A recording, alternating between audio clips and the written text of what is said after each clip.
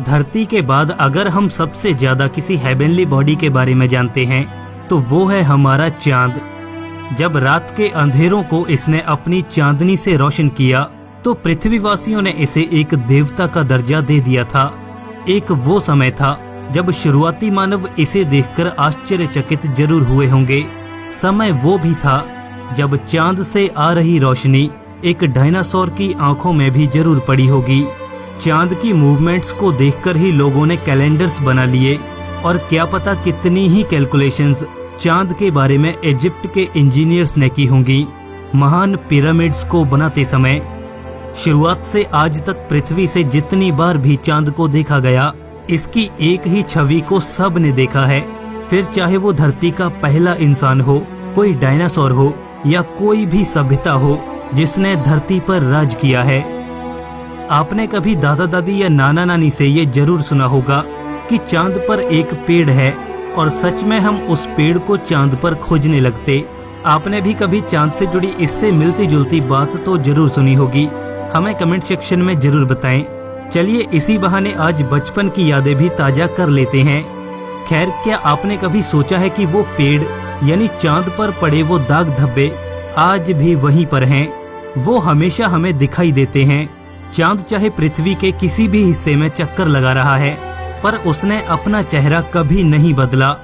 वैसे चांद को लेकर कई मान्यताएं हैं, कई रहस्य हैं जिनके बारे में हम आज भी जानना चाहते हैं। क्या चांद पर एलियंस हैं और चांद पर एलियन मून बेस है? क्या चांद अंदर से खोखला है? चांद पर अनजान एलिमेंट्स पाए जाते हैं, ये कैसे बना? और आखिर सबसे भयानक और डरावना सवाल, आखिर चांद के पीछे उस अंधेरे इलाके में क्या है जो अरबों सालों से अपने आप को धरती से छिपा रहा है? चांद पृथ्वी को ऑर्बिट करते हुए अपनी एक ही साइड हमेशा पृथ्वी की ओर रखता है, जिसे हम नियर साइड ऑफ मून कहते हैं, और चांद के पीछे वाला हिस्सा जो हमें पृथ्वी से कभी दिखाई नहीं देता उसे फार साइड ऑफ मून कहा जाता है। लेकिन ये डार्क साइड ऑफ मून के नाम से ज्यादा फेमस है। ऐसा बिल्कुल भी नहीं है कि डार्क साइड ऑफ मून पर हमेशा अंधेरा रहता है या रात रहती है और सूर्य की रोशनी यहाँ कभी नहीं पड़ती, और इसलिए इसे डार्क साइड ऑफ मून कहा जाता है। जबकि डार्क साइड ऑफ मून का असली मतलब यहाँ पर ये है कि चांद के इस हिस्से के बारे में हमारा ज्ञान काफी कम है। ये साइड हमेशा हमसे अनजान बनी रही, इसीलिए इसे डार्क साइड कहा गया। काफी लोगों में ये कंफ्यूजन बना रहता है कि चांद की डार्क साइड पर कभी सूर्य की रोशनी नहीं पड़ती होगी, जबकि सच्चाई ये है कि चांद की दोनों साइड पर सूर्य की रोशनी लगभग बराबर ही पड़ती है। दोनों ही जगह दिन और रात भी बराबर होते हैं। हम यहाँ पर डार्क साइड का एक और मतलब निकाल सकते हैं कि जब कोई स्पेसक्राफ्ट चांद का ऑर्बिट करता हुआ उसकी डार्क साइड की तरफ चला जाता है तो उस स्पेसक्राफ्ट से हमारे सारे कम्युनिकेशन खत्म हो जाते हैं। वो अंतरिक्ष यान हमारी दुनिया से पूरी तरह कट जाता है। अपोलो के मैंड मिशन के दौरान ये सबसे बड़ी समस्या थी, इसीलिए भी इसे डार्क साइड ऑफ मून कहा जाता है। अब ऐसा क्यों होता है कि हमें चांद का सिर्फ एक ही हिस्सा दिखाई देता है? तो वो है टाइडल लॉकिंग। आज आपके इससे रिलेटेड सभी क्वेश्चंस क्लियर हो जाएंगे। टाइडल लॉकिंग का मतलब है कि जो ऑब्जेक्ट ऑर्बिट कर रही है किसी बड़े ऑब्जेक्ट को, उसका एक फेस हमेशा बड़ी ऑब्जेक्ट की तरफ ही रहेगा। इसे ग्रेविटेशनल लॉकिंग और सिंक्रोनस रोटेशन भी कहते हैं। मून्स और प्लैनेट्स में टाइडल लॉकिंग एक आम बात है जब वो अपने से किसी बहुत बड़ी ऑब्जेक्ट को ऑर्बिट करते हैं। इस वीडियो को ध्यान से देखिए। पहले देखते हैं नंबर 2 एग्जाम्पल को। इसमें मून अपनी एक्सिस पर रोटेट नहीं कर रहा और इसी कारण इसकी नियर साइड और फार साइड धरती से दिखाई देगी, और ये केस हमारे चांद का नहीं है। इससे आप 2 कंक्लूजन निकाल सकते हो। पहला कि इस एग्जाम्पल में मून टाइडली लॉक्ड नहीं है, और दूसरा कि अगर मून अपनी एक्सिस पर रोटेट नहीं करेगा तो वो टाइडली लॉक्ड नहीं होगा। चलिए अब देखते हैं पहली एग्जाम्पल को। यहाँ गौर से देखने पर आपको पता चलेगा कि चांद का एक ही फेस हमेशा हमारी पृथ्वी की तरफ है, और थोड़ा और ध्यान देने पर आप देखोगे कि चांद अपनी एक्सिस पर भी घूम रहा है, लेकिन ये अपनी एक्सिस पर ठीक उतने ही समय में घूमता है जितने समय में ये पृथ्वी का एक ऑर्बिट पूरा करता है, जिससे इसकी दोनों तरफ की शक्ल हमें दिखाई नहीं देती। इसी को सिंक्रोनस रोटेशन कहा जाता है और यही टाइडल लॉकिंग है। ऐसा नहीं है कि टाइडली लॉक्ड होने पर हम सिर्फ इसके नियर साइड को ही देख पाते हैं, यानी कि 50% हिस्से को, लेकिन एक मैकेनिज्म ऐसा भी है जिससे हम इसके रहस्यमयी डार्क साइड के लगभग 18% को देख पाते हैं। इस मैकेनिज्म को कहते हैं मून लिबरेशन मैकेनिज्म। जैसे हमारी धरती अपनी एक्सिस पर 23.5 डिग्री तक झुकी हुई है, जिससे हमारी पृथ्वी पर मौसम बनते हैं, चांद भी अपनी एक्सिस पर 1.54 डिग्री तक झुका हुआ है। लेकिन इतने कम झुकाव के कारण वहाँ मौसम तो नहीं बन पाते। चांद का ऑर्बिट भी पूरी तरह सर्कुलर नहीं है और यही कुछ कारण है कि पृथ्वी से देखने पर चांद और पृथ्वी से उसे देखने वाले की पोजीशन कुछ इस तरह बन जाती है कि हम चांद की डार्क साइड का कुछ हिस्सा पृथ्वी से ही देख पाते हैं। इसीलिए हमें धरती से चांद का कुल 50% हिस्सा नहीं बल्कि 59% हिस्सा दिखाई देता है और चांद का 41% ही हमारे लिए डार्क साइड है। सन 1950 तक हम चांद की दूसरी साइड के बारे में काफी कम जानते थे, सिर्फ उतना ही जितना पृथ्वी से दिखाई देता था। हालांकि चांद के डार्क साइड के जो फीचर्स पृथ्वी से दिखाई देते थे, उनमें ये समझ पाना काफी मुश्किल होता था कि चांद पर दिखाई दे रहा फीचर कोई इम्पैक्ट क्रेटर है या कोई बड़ी सी माउंटेन रेंज।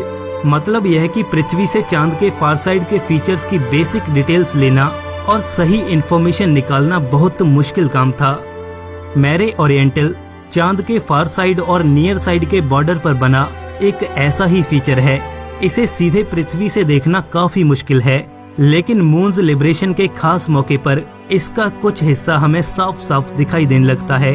तो कुछ इस तरह से थी हमारी फार साइड ऑफ मून की ऑब्जर्वेशन 1950 के दशक तक। जैसे जैसे चांद को लेकर हमारी जानकारी बढ़ती गई, चांद की दूसरी साइड को देखने की लालसा भी हमारे अंदर उतनी ही और तेज होती गई। आखिर क्या है चांद के उस तरफ, ये सवाल भी बहुत अहम था। चांद की डार्क साइड जो अरबों सालों से शायद किसी सभ्यता ने नहीं देखी थी, उसी डार्क साइड के राज से सन 1959 में पर्दा उठ गया, जब सोवियत यूनियन के ल्यूना 3 ने चांद के डार्क साइड को फोटोग्राफ किया। चांद के डार्क साइड की कई तस्वीरें ली गईं। ये है 7 अक्टूबर 1959 को लिया गया चांद का पहला फोटोग्राफ, जो कुछ इस तरह का था। एक धुंधली तस्वीर जिस पर कुछ बड़े बड़े दाग दिखाई दे रहे थे। इन्हीं इमेजेस को एनालाइज और पूरी तरह से स्टडी करने पर यूएसएसआर अकेडमी ऑफ साइंस ने 6 नवंबर 1960 को चांद की डार्क साइड का पहला एटलस पब्लिश किया, जिसमें उन्हीं इमेजेस से पहचाने गए चांद के तकरीबन 500 फीचर्स लिस्टेड थे। इसके बाद 20 जुलाई 1965 में सोवियत यूनियन के ही जोंड 3 ने चांद के डार्क साइड की तकरीबन 25 इमेजेस हमें भेजी, जो काफी अच्छी क्वालिटी की थीं। 4000 फीचर्स के साथ 1967 में चांद के डार्क साइड की दूसरी एटलस पब्लिश की गई। 26 अप्रैल 1962 को नासा का रेंजर 4 अनकंट्रोल होकर चांद की डार्क साइड से जा टकराया। ये स्पेसक्राफ्ट चांद की डार्क साइड पर पहुंचने वाला पहला स्पेसक्राफ्ट बन गया, लेकिन ऑनबोर्ड कंप्यूटर फेल होने की वजह से ये हमें चांद की डार्क साइड से रिलेटेड कोई भी डेटा नहीं भेज पाया। ऐसा नहीं है कि चांद की डार्क साइड को किसी इंसान ने नहीं देखा। अपोलो 8 मिशन के दौरान 3 एस्ट्रोनॉट चांद को ऑर्बिट करने गए थे। फ्रैंक बोरमैन, जेम्स लॉवेल और विलियम एंडर्स, यही वो 3 पहले इंसान हैं जिन्होंने सबसे पहले चांद की डार्क साइड को देखा था। अपोलो 8 के अलावा अपोलो 10 से अपोलो 17 तक सभी अंतरिक्ष यात्रियों ने चांद की डार्क साइड को देखा है। चाइना नेशनल स्पेस एडमिनिस्ट्रेशन यानी CNSA ने 2019 की शुरुआत में ही चांद के डार्क साइड पर अपना लैंडर और रोवर उतारकर एक नया इतिहास रच दिया। हाल ही में चाइना के रोवर Yutu-2 ने चांद की डार्क साइड में एक रहस्यमयी मटेरियल की भी खोज की है। दरअसल पहले लोग मानते थे कि चांद के दोनों हिस्से बिल्कुल एक जैसे दिखाई देते होंगे, लेकिन सच्चाई इससे बिल्कुल अलग है। ये है चांद की डार्क साइड। रहस्यमयी तरीके से क्रेटर से भरा पड़ा है चांद का ये हिस्सा।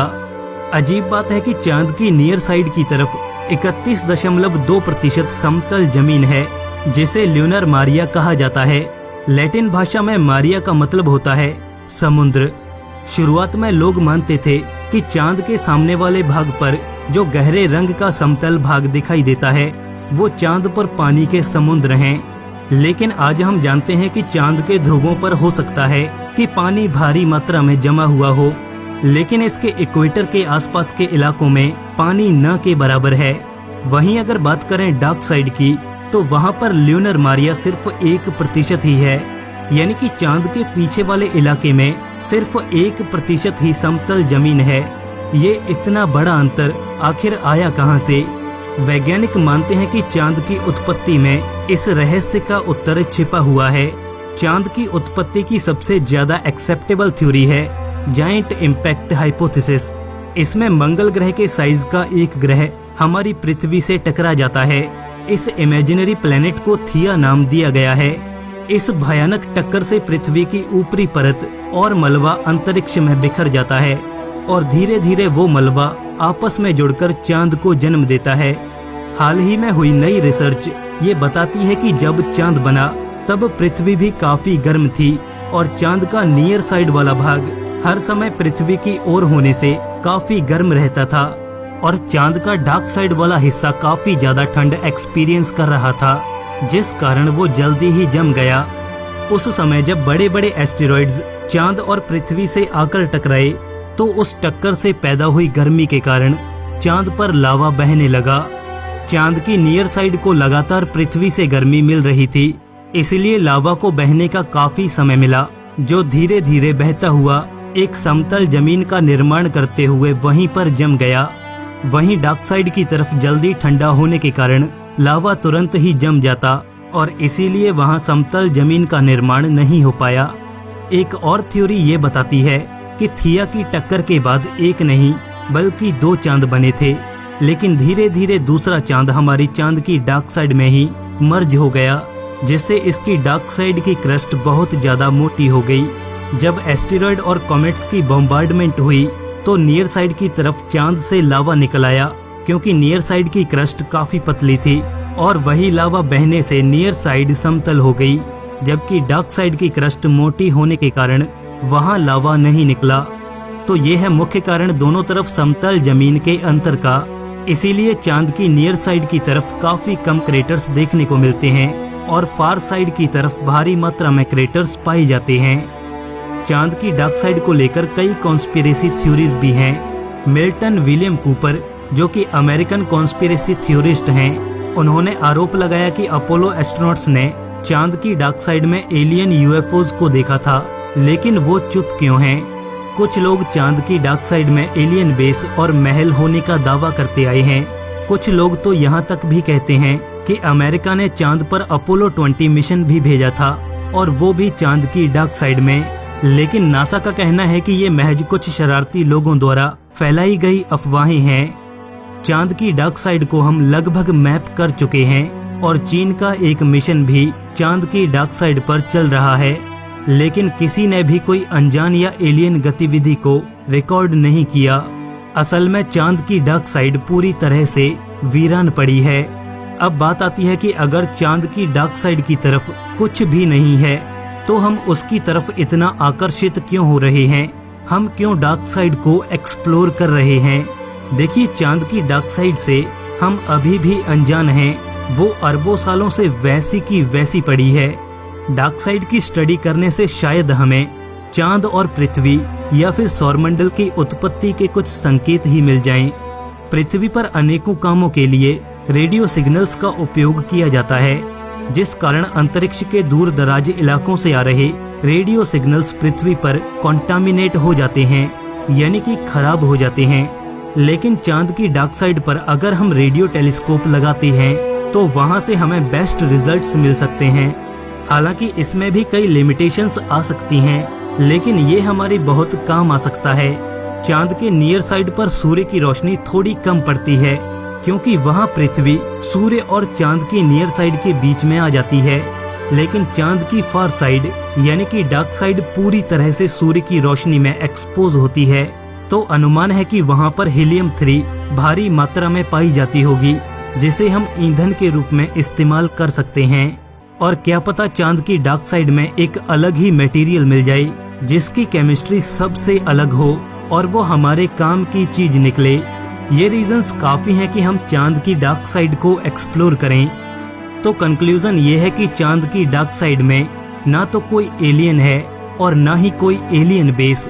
ये सिर्फ गड्ढों से भरा और रहस्यों से भरा एक वीरान इलाका है और हम धीरे धीरे इसके बारे में अपनी नॉलेज बढ़ा रहे हैं। दोस्तों, आशा करता हूँ कि इस वीडियो से चांद की डार्क साइड के आपके सभी डाउट्स क्लियर हो गए होंगे। दोस्तों, अगर वीडियो पसंद आए तो वीडियो को लाइक और शेयर जरूर करें।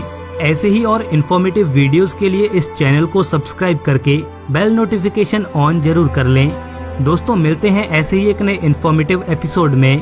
तब तक के लिए नमस्कार।